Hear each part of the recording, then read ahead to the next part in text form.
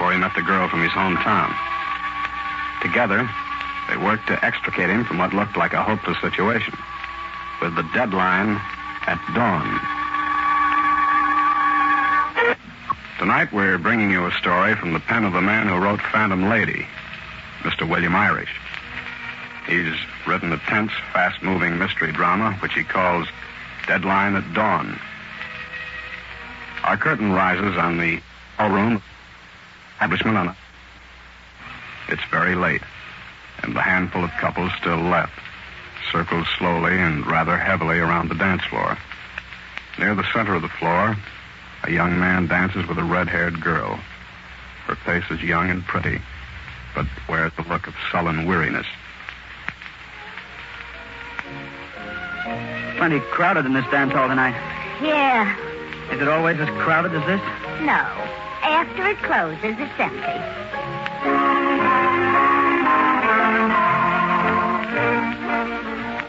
New York's a great town, isn't it? Oh, sure. All it does is ruin everybody who comes here. It's a great town. Yeah, I suppose. Look, I'm paid to dance with you, not to gag.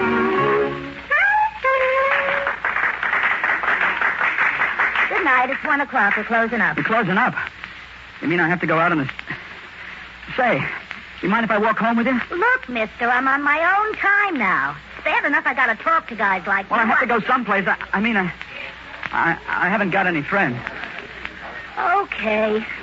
Only remember, I didn't ask you to walk home with me. And it's a long walk. Oh, I like walking.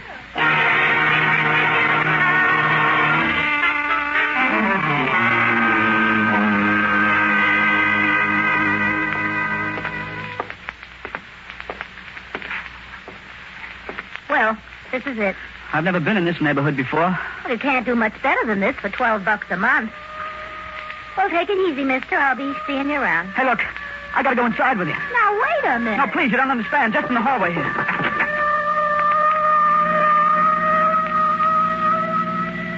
Just for a minute, then I'll leave you. What's your trouble? Nothing. I just wanted to stop in here out of the wind. Sure, and that police car going by had nothing to do with it. Now, look, you keep looking behind you scared like all the time we're walking. And you hide behind in the dance hall all evening, and now you... What'd you say your name was? Quinn Williams. Okay. I'm a chump, but you want to come up for a cup of coffee? Sure, I'd like that. Only get one thing straight, Quinn. This is an invite to share a cup of coffee and nothing more. No sugar goes with it. I know. A fella can tell just by looking at someone. You'd be surprised how many ought to see in a petition. Here it is. Throw your hat in the cart there. Take a chair if it doesn't fall apart. I'll get busy and make some coffee, and then we can talk. This is sure mighty nice of you to... Hey, wait a minute. This letter here on the table. It's postmarked Glen Falls, Iowa. You know someone there? Well, I ought to. She's my mother. Well, that's where I'm from. That's my hometown. I only came away from there a little over a year ago. You mean you're from there, too? So you're from Glen Falls, huh? That's a new line, and I thought I heard them all. No, I did live there. Oh, yeah? Did you, ever go to the Bijou movie house? Bijou? I don't remember any Bijou movie house. No, because there isn't any. Oh. Maybe you're on the level. What street did you live on? Anderson Avenue up near Pine? Anderson Avenue? Oh, gosh, you are from Glen Falls. Yeah. Say, you know where I lived on Emmett Road. Oh, gosh. The next street to Anderson Avenue. How come we never met back there? Well, I don't know. We moved there about 3 years ago. Oh, that's the reason. Then I came to New York 5 years ago. Well, you haven't told me your name yet. Oh, it's Bricky Coleman. My real name's Ruth, but everyone calls me Bricky. I know, because of your hair. Yeah. Well, gee, just think. We're both from Glen Falls. It's a great little town, isn't it? Folks saying good morning to you from all the way over the other side of the street, even if you'd never set eyes on them before in your life. And no music after dark comes. No slide trombones that go in and out and bray. Only crickets and things like that. Yeah, and people that took an interest in you, that dropped in with jams if you were sick. People that would have gladly lent you money when you got a little older, if you happened to be broke. Yeah. And look at us now. Home. Oh, don't talk about home, please. I wanted to go back there for so long now. Then why haven't you? Oh, don't think I haven't tried. There's just one bus a day at 6 in the morning. Once I even bought a ticket, only I turned it in at the last minute. Why? I'd go home myself. Because I haven't made good here. Back in Glen Falls, they think I'm in a Broadway show, not just a taxi dancer. Oh, but that's not a real reason. All right, then. The real reason is New York. It gets you down. It's got a half Nelson on me right now. That's what's holding me. That's why I can't get away. But stone and cement buildings, they haven't got arms. They can't reach out and hold you back if you want to go. I knew you wouldn't understand. But New York's bad, and when you breathe too much of it for too long, it gets under your skin. It gets into you, and you're sunk. The city's got you. Well, I guess I better clear out. It's 2 o'clock. Skip the coffee and thanks. Oh, wait, Quinn. They're after you for something, aren't they? Huh? Yeah. That is, they will be tomorrow. Why? Why, Quinn? It can't be anything so bad. Bad?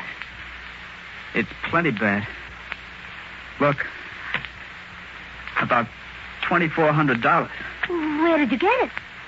I stole it, I guess. You see, I had a part-time job as an electrician's helper for a while. And then a few weeks ago, I was sent out on a job in the East 70s. A guy named Stephen Graves. While I was working there, I saw him opening his wall safe. I thought how easy it'd be to rob him. I even had a key to the place. And then I lost my job, and the thought of that easy money kept preying on me. So tonight I went over there, and I stole it. I thought it would fix me up. Only it hasn't. It's made everything worse.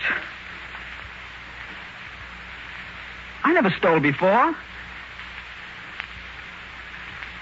I wish I hadn't done it. Quinn, listen, I've got an idea. Let's both go back home. There's that 6 o'clock bus. Nah, that's too late for me. You go. Oh, Quinn, I could get back home if I had somebody to go with me. How much of that money have you spent? Oh, not much. $5 for a meal I didn't eat and $10 for a roll of tickets in that dance hall tonight. $15. Oh, listen, Quinn, I've got enough money saved to replace that $15 and to buy 2 bus tickets. Oh, sure, Bricky, but how can I? You can put that money back where you got it, and then everything will be all right. Put it back? Well, sure, yeah. Maybe there's still time. Oh, come on, we'll grab a cab and put that money back somehow and then go straight to the bus station. We've got plenty of time. It's only 2:30.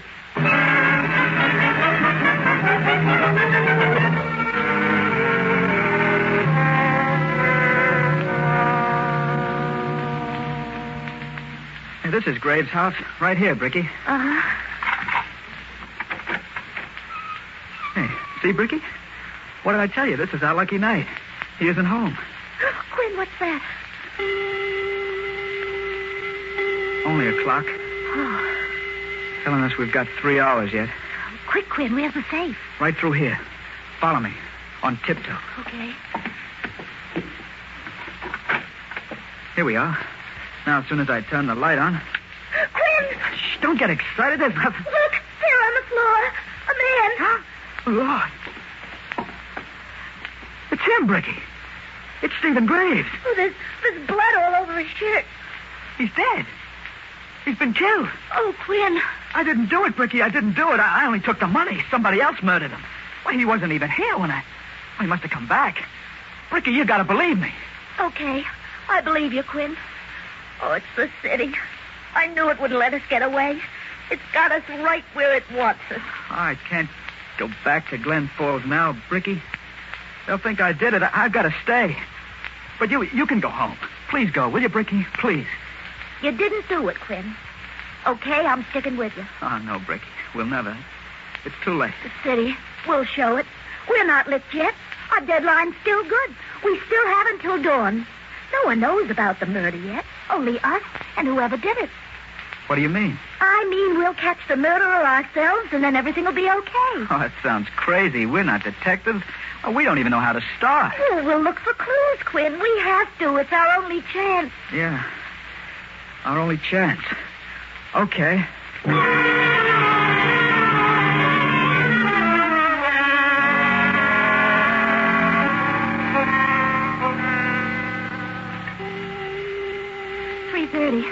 Oh, Quinn, we gotta hurry. Yeah, all right. Now let's add up all the clues we've discovered. Okay. He didn't do it himself because then the gun would still be lying around the room somewhere, and it isn't. Yeah, and the motive wasn't robbery because nothing's been taken out of the safe since I was here. Don't look at that clock, Quinn. Don't look at it. Now, we know a man was up here tonight with Graves because there are 2 different cigar butts, 2 different brands, and on opposite sides of the tray. That's right. And that match folder you found, it smells of powder and perfume. Then it was a woman. Right. And I smelled perfume out in the hall in the dark when we were coming in. The woman was here in this room tonight. But the woman and the man who chewed the cigar couldn't have been here together. There's only 2 chairs facing each other here. Right. Then whichever came last, the man or the woman, is the one who did the killing. Oh, that means out of 7 million people in New York City, we gotta find 2. A man and a woman. Bricky, it can't be done. We've got to find them, Quinn. We got only 2.5 hours to do it in. At daylight, it's 6. There's the bus that leaves for home. The last bus. And for us, it's the last bus in the world. Oh, what's that? Burglar alarm? Have we touched off something? It's the telephone over there. Oh, don't answer it, Quinn. You'll bring the police down on us. They'll know it's not his voice. Well, maybe I can get away with it. Maybe if I talk low and indistinct. It's our only chance, Bricky. We may find out something more. Come on, stand close by me. Okay. Pray for all you're worth. Here I go. Hello?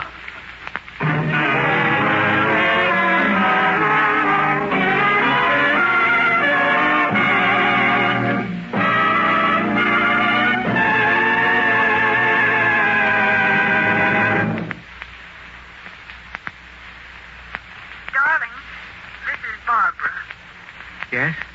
It's a woman. Steve, we've never parted angry like this before. Who was she, Steve? That tall redhead in the light green dress.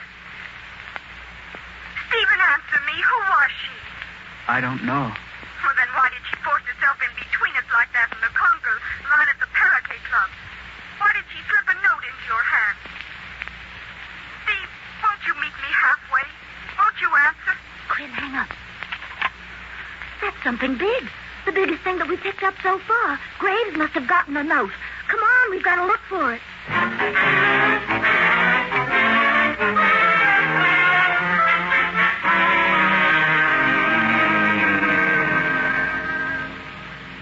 Any luck, Quinn? I don't think so. No note, but I did find a check lying in the bathtub covered up by the shower curtain. Well, let's see it. Made out to Stephen Graves for $12,500 and no cents. Signed Arthur Holmes. And on the back, it's endorsed by Graves and stamped returned, no funds. There's a pretty good chance that Holmes was the guy here tonight, isn't there? I'm betting on it. At least it's a motive. Holmes tried to give Steve Graves a bum check. Graves threatened him, so Holmes shot Graves. Look, Quinn, it just caught my eye. Graves has a hole in the heel of one sock. He's too well dressed for it. Quinn, it's the note. Read it, Bricky. Mr. Graves, I would like to speak to you in private at your home after you have taken the young lady home. I mean right tonight. You don't know me, but I feel like a member of the family already. I wouldn't want to be disappointed and not find you there. Unsigned. Look, Bricky, there isn't anything to do but split up 2 ways, whether we like it or not. We've got to find those 2 people. A red-headed girl in the conga line and a guy named Arthur Holmes. I'll look for the woman at the Parakeet Club. And I'll find Holmes if I have to ring every Holmes in the phone book. And it's 4 o'clock. Only 2 hours to do it in. Oh, Bricky, we can't do it. It's impossible. We gotta do it. Quinn, we gotta. We can't be afraid or quit. Okay. We'll meet back here. Yes, here in the house where he's lying. Not later than 5:45, with them or without them. We'll have to if we want to make that bus. Quinn, we'll make it. If there's a star that looks out for a fellow and his girl, and there must be one, we'll make it.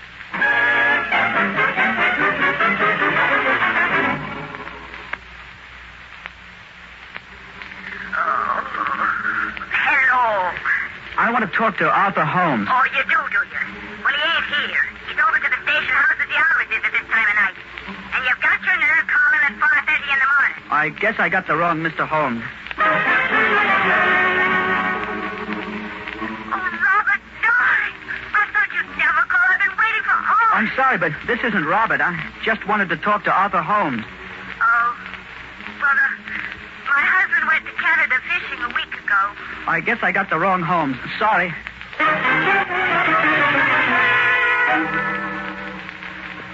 is it wishes to speak with Mr. Holmes? I want to return a check that belongs to him. Is this the Mr. Arthur Holmes who knows Mr. Stephen Graves? Yeah, this is. It is? Well, may I speak to him? You are. Oh, well, this check I have is made out to Stephen Graves, and I just want to return it to you. How do I know you're not making this story up? Well, the number of the check is 602, and it's drawn for a sum of $12,500. Very well. Where are you now? Come along and pick you up in my car. Maybe I can do something for you.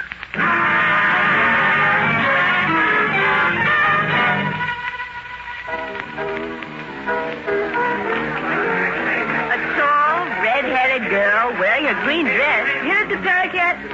Girlie, there ain't nobody here like that. Say, maybe she means Joan Bristol. She comes here a lot. Well, was she in here tonight? Come to think of it, now she was. Well, where can I find her? At 4:30 in the morning.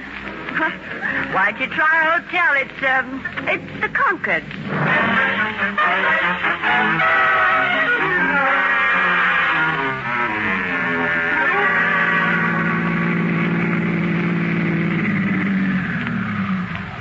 Mr. Holmes, why are we parking here next to the river?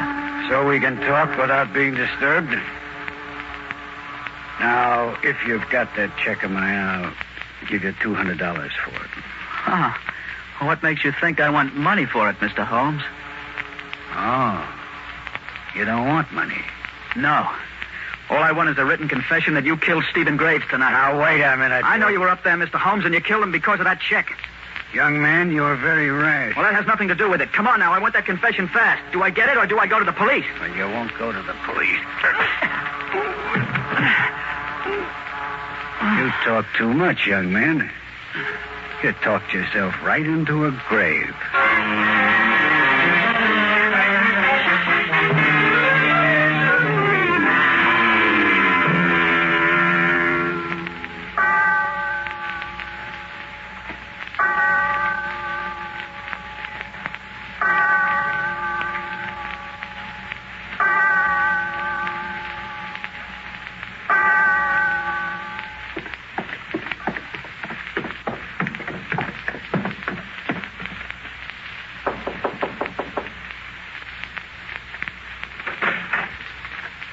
Well, what do you want, sister? Are you Joan Bristol? Yeah, but I don't know you. We, have a mutual friend, a Mr. Stephen Graves. Stephen Graves.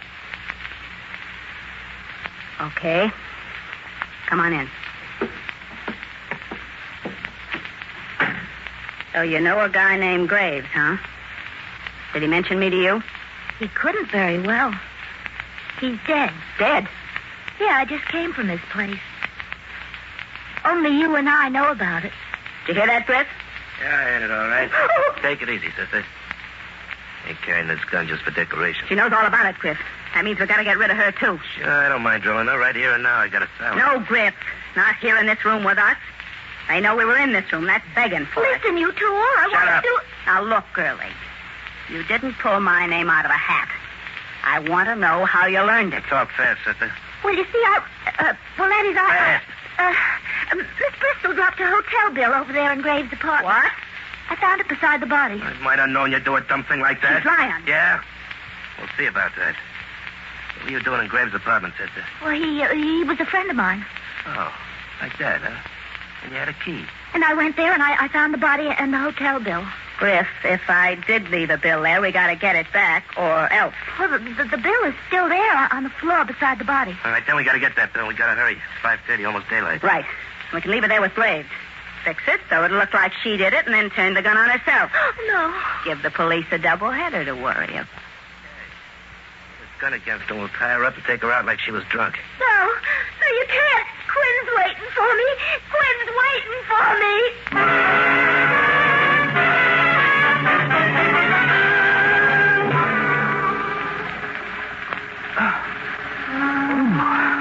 Where am I?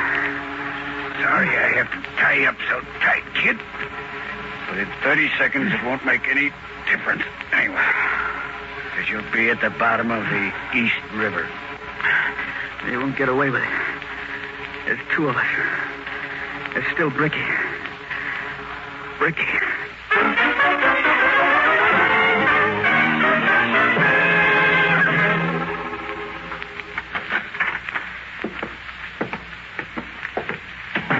All right, sister. Where's that hotel bill? Right over there by his body. It ain't here. You were lying. I knew it. Where's that bill? Where'd you hit it? That's your problem. Wait a minute, sister. You're fooling with the wrong parties. You don't seem to understand. All I know is that you killed Mr. Gray. Shut up. Joey killed him. Joe pulled a fake marriage with his kid brother. Kid was good for plenty of dough. Will you be I quiet? came over here tonight to shake Graves down, but he was wise. Said he was going to call in the police. So we let him have it. I want to know how she found out about me. All right, sister. You're going to talk right now or else... Oh, no, you don't. Quinn! Oh, Quinn, little boy, knock his head off. Stay with him, Griff. I'll stop him with this. Oh, no, you won't. Oh, you just lay there, sister, and be good. Stop him, Quinn.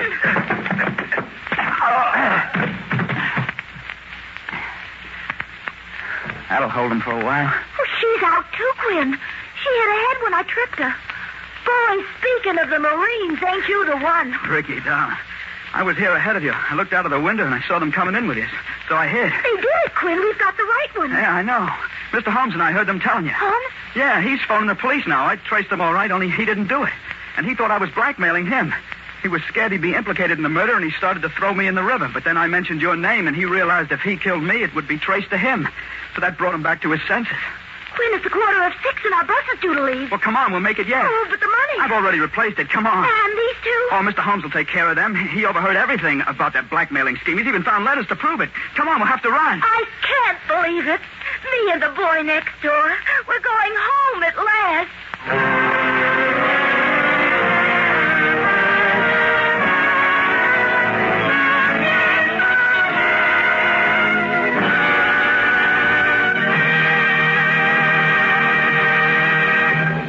And so ends Deadline at Dawn, tonight's performance in the Mystery Playhouse.